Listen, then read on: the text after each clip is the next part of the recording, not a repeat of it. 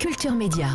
Philippe Vandel. Je vous salue Thomas Sisley, même si on a entendu votre voix déjà pour parler un petit peu de foot. Bonjour. Bonjour Philippe. Comédien, on vous a vu dans Largo Winch, le 1 et le 2. Vous incarnez depuis 4 saisons Balthazar, série à succès de TF1. Comme d'hab, quand je dis du succès, je donne les chiffres. 5,2 millions de téléspectateurs en moyenne. C'était au printemps dernier et vous voici sur la 2.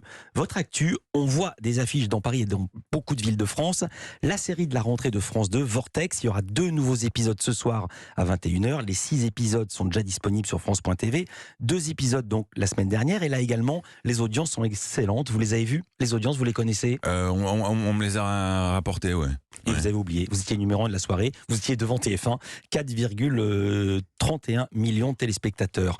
C'est écrit d'après un scénario de Franck Tillier, maître du suspense. C'est peut-être la série la plus difficile à résumer parce que c'est à la fois une enquête policière et 2 histoires d'amour avec les mêmes personnages, mais une dans le passé en 98 et une dans le futur en 2025. Ma question, qui est votre personnage, Ludovic, ou plutôt, qui sont vos personnages, Ludo en 2025 et Ludo en 98? Je lui ai dit, tu vas voir, D'accord. Je vais te foutre dans la panade. Pas de souci, je vais vous le faire. Ludovic Béguin est en 1998, est un jeune capitaine de police qui est marié à Mélanie. La femme de sa vie, ils ont 25, 26 ans, ils viennent d'avoir un petit bébé, Juliette. Mélanie part faire son jogging quotidien sur la corniche, elle ne reviendra pas, elle est tombée de la corniche, décédée. Cut, 27 ans plus tard, Ludovic Béguin, maintenant 52 ans. On est dans un futur très proche, on est en 2025, et en 2025, quand les flics arrivent sur une scène de crime, ils viennent avec des drones qui scannent la scène de crime sous tous les angles, ce qui permet aux policiers de retourner virtuellement sur cette scène de crime, qui sera donc figée dans une salle de réalité virtuelle, ce qui leur permet de regarder un petit peu tous les détails. Ils auraient moins le temps de faire ça, par exemple, quand il y a une marée montante. Bon. Et donc, il va sur cette même plage où elle est décédée, 27 ans plus tard, pour une autre scène de crime. Il retourne en salle de réalité virtuelle pour vérifier un détail. Et quand il est dans cette salle de réalité virtuelle, virtuellement donc sur la plage, il voit pour de vrai sa femme Mélanie, qui est décédée, donc il y a déjà 27 ans, en train de faire son jogging. Il l'appelle, elle se retourne, elle l'entend. Donc, bref, je vous la fais courte. Il se rend compte qu'il peut parler avec sa femme qui est décédée il y a 27 ans. Il peut lui parler depuis aujourd'hui. Il peut parler de cette salle de réalité virtuelle. Et il se trouve que pour elle est vraiment en vie. Et pour elle, on est 10 jours avant cet accident. On s'apercevra qu'en fait, ça n'était pas un accident. Et donc, il a une dizaine de jours pour essayer de lui sauver la vie.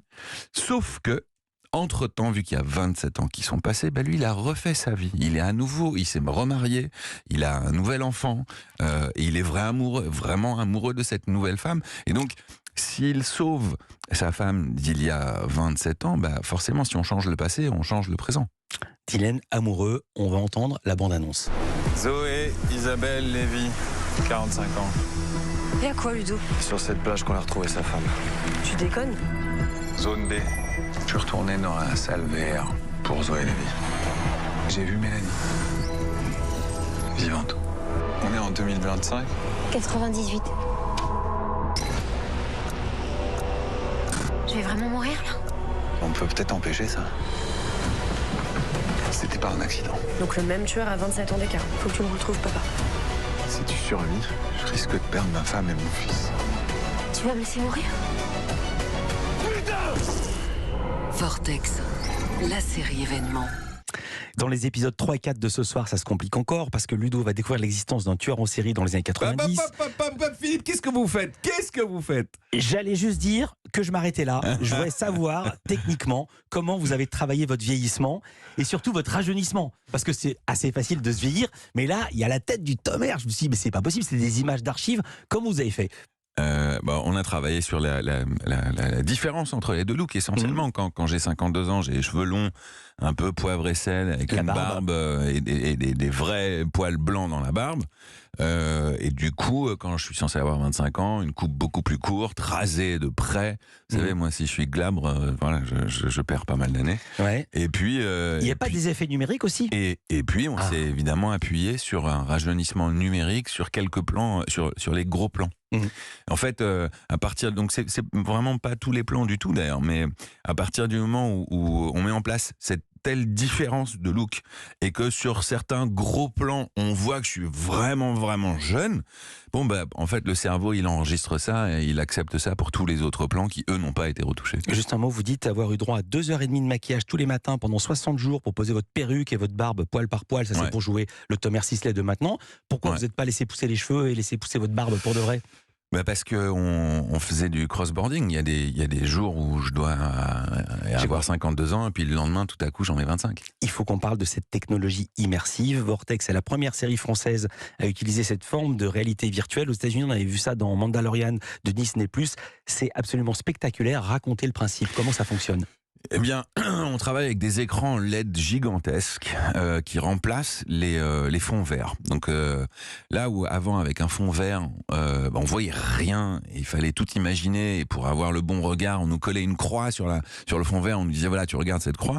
Là, on a un mur de LED qui diffuse les vraies images qu'on est censé voir. Un petit peu d'ailleurs, c'est un peu la technologie utilisée dans Avatar aussi d'ailleurs. Qui gère d'ailleurs les parallaxes en fonction de là où se trouve la caméra. C'est-à-dire que quand la caméra va bouger, ça va changer les profondeurs. Vraiment comme si on était comme dans la réalité, quoi. Et puis ça change beaucoup de choses. Et parce le que sol, racontez le sol. Et le sol, on a fait ça en studio. On a ramené 6 tonnes de sable pour pouvoir faire le raccord au sol. Et on a ramené des rochers de la vraie plage, parce qu'on a tourné sur la vraie plage aussi.